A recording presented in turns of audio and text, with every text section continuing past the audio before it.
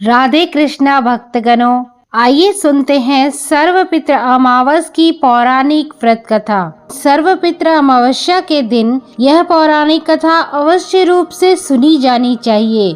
हमारे हिंदू समाज में श्राद्ध का बड़ा महत्व है। लोगों द्वारा श्राद्ध करने के पीछे यह औचित्य होता है कि वह अपने पूर्वजों को याद कर रहे हैं। अर्थात श्राद्ध पूर्वजों को सभी के हृदय में याद रखने का एक माध्यम है, जो उनके द्वारा किए गए कार्य याद दिलाते हैं और उनकी आत्मा की शांति तथा उनकी मोक्ष प्राप्ति के लिए भी श्राद्ध किया जाता है। इसी कारण पितरों का श्राद्ध करना बहुत महत्वपूर्ण हो जाता है। श्राद्ध पक्ष में सर्वपित्र अमावस्या को महत्वपूर्ण माना जाता है। इसके पीछे यह माना जाता है कि यह पितरों को विदा करने की आखिरी तिथि है और कोई ऐसा है जो श्राद्ध पक्ष में अपने पितरों का श्राद्ध नहीं कर पाया है तो वह सर्वपित्र अमावस्या के दिन भी श्राद्ध कर सकता है, क्योंकि यह माना जाता है कि सर्वपित्र अमावस्या का दिन श्राद्ध कर्म के लिए बहुत ही अच्छा होता है। यह माना जाता है कि देवताओं के पितृगण अग्निशवात हैं, जो सोमनाथ में निवास करते हैं और उनकी कन्या मानसी अक्षोदा के नाम से एक नदी के रूप में अवस्थित हुई थी तथा मत्स्य पुराण में भी अक्षोदा नदी और अक्षोदा सरोवर का वर्णन मिलता है, जो वर्तमान में कश्मीर में स्थित है।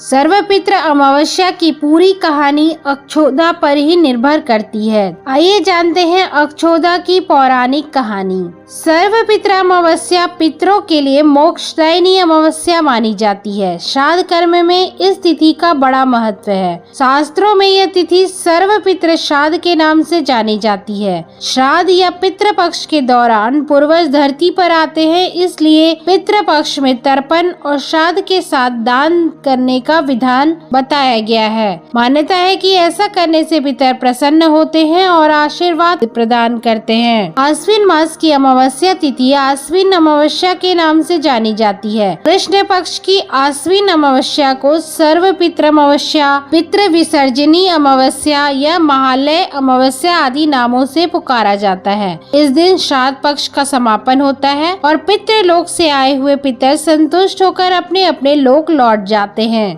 पितृ अमावस्या को पितृ अपने प्रियजनों के द्वार पर तर्पण श्राद्ध आदि की इच्छा लेकर आते हैं। वे अपनी अंजूरी खोलकर खड़े होते हैं और उनके निमित्त आप जो भी करते हैं वह उसे ग्रहण करते हैं। इस दिन पितरों के नाम की धूप जलाई जाए, दान किया जाए तो पितृ तृप्त होते हैं और अपने लोक को वापस लौटते हुए ढेर सारे आशीर्वाद देकर जाते हैं। इससे तन, मन और घर में शांति आती है। रोग और शोक से भी परिवार वालों को मुक्ति मिलती है। तो आइए जानते हैं मत्स्य पुराण के 14वें अध्याय की कथा।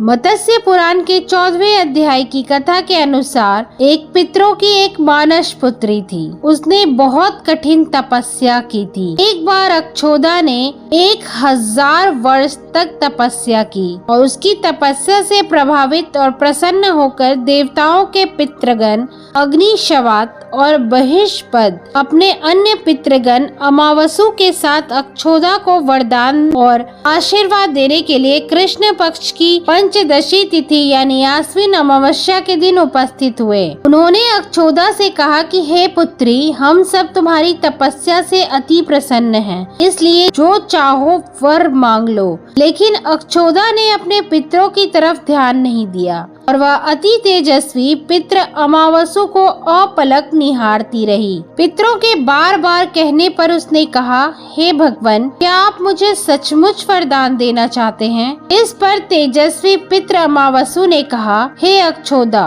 वरदान पर तुम्हारा अधिकार सिद्ध है, इसलिए निसंकोच कहो। अक्षोदा ने कहा, भगवान, यदि आप मुझे वरदान देना ही चाहते हैं तो मैं तत्क्षण आपके साथ रमन करके आनंद लेना चाहती हूँ। अक्षोदा के इस तरह कहे जाने पर सभी पितृ बहुत ज्यादा क्रोधित हो गए। उन्होंने अक्षोदा को श्राप दिया कि वह पितृलोक से पतित होकर पृथ्वी लोक पर जाएगी। पितरों के इस तरह श्राप दिए जाने पर अक्षोदा पितरों के पैरों में गिरकर रोने लगी। इस पर पितरों को दया आ गई। उन्होंने कहा कि अक्षोदा, तुम पतित योनि में श्राप मिलने के कारण मत्स्य कन्या के रूप में जन्म लोगी। पितरों ने आगे कहा कि भगवान ब्रह्मा के वंशज महर्षि पराशर तुम्हें पति के रूप में प्राप्त होंगे। तुम्हारे गर्भ से भगवान व्यास जन्म लेंगे। उसके उपरांत भी अन्य दिव्य वंशों में जन्म लेते हुए तुम श्राप मुक्त होकर पुनः पितृलोक में वापस आ जाओगी। पितरों के इस तरह कहे जाने पर अक्षोदा शांत हुई। अमावसु के ब्रह्मचर्य और धैर्य की सभी पितरों ने सराहना की। वरदान दिया कि यह अमावस्या की तिथि अमावसु के नाम से जानी जाएगी। जो प्राणी किसी भी दिन श्राद्ध न कर पाए, वह केवल अमावस्या के दिन श्राद्ध तर्पण करके सभी बीते 14 दिनों का पुण्य प्राप्त करते हुए अपने पितरों को तृप्त कर सकते हैं। अभी से प्रत्येक माह की अमावस्या तिथि को सर्वाधिक महत्व दिया जाता है और यह तिथि सर्व पितृ श्राद्ध के रूप में मनाई जाती है। उसी पाप के प्रायश्चित हेतु यही अक्षोदा महर्षि पराशर की पत्नी एवं वेद व्यास की माता सत्यवती बनी थी। तत्पश्चात समुद्र के अंशभूत शांतनु की पत्नी हुई और 2 पुत्र चित्रांगद तथा विचित्रवीर्य को जन्म दिया था। इन्हीं के नाम से कलयुग में अष्ट का श्राद्ध मनाया जाता है। सभी पितरों ने अमावसु की प्रशंसा की और वरदान दिया कि आपने सौंदर्य और स्त्री के आगे अपने मन को भटकने नहीं दिया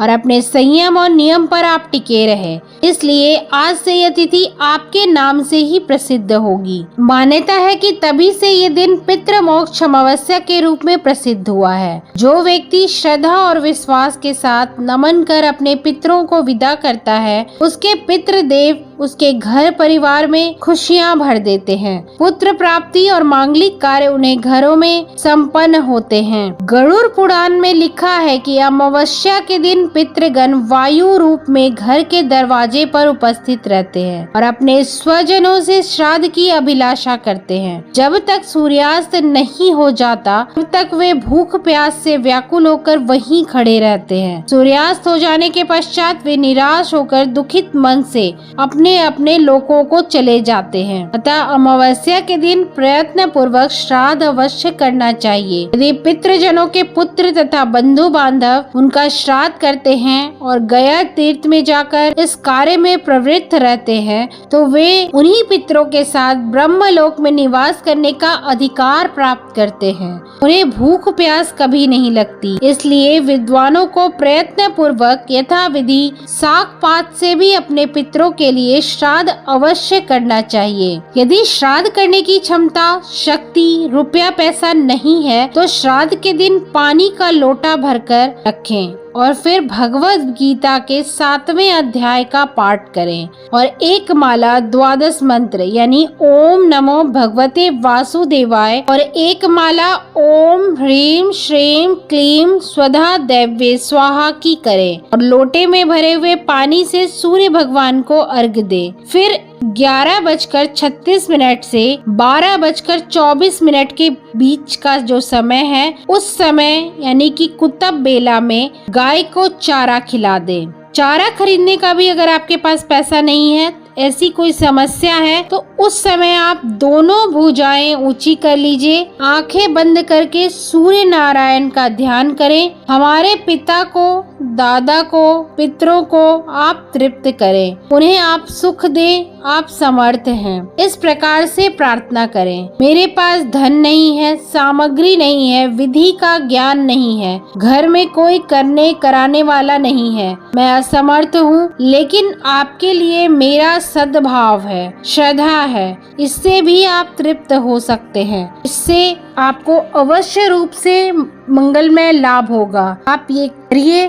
अगर आपके पास कुछ भी नहीं है, आप किसी भी तरीके से विधि विधान नहीं कर सकते हैं, तो सिर्फ ये जो मैंने आपको अंतिम में बताया है, ये कार्य आप जरूर करिए। आपको अवश्य रूप से आपके जीवन में लाभ की प्राप्ति होगी। ओम पितृ देवताभ्यो नमः।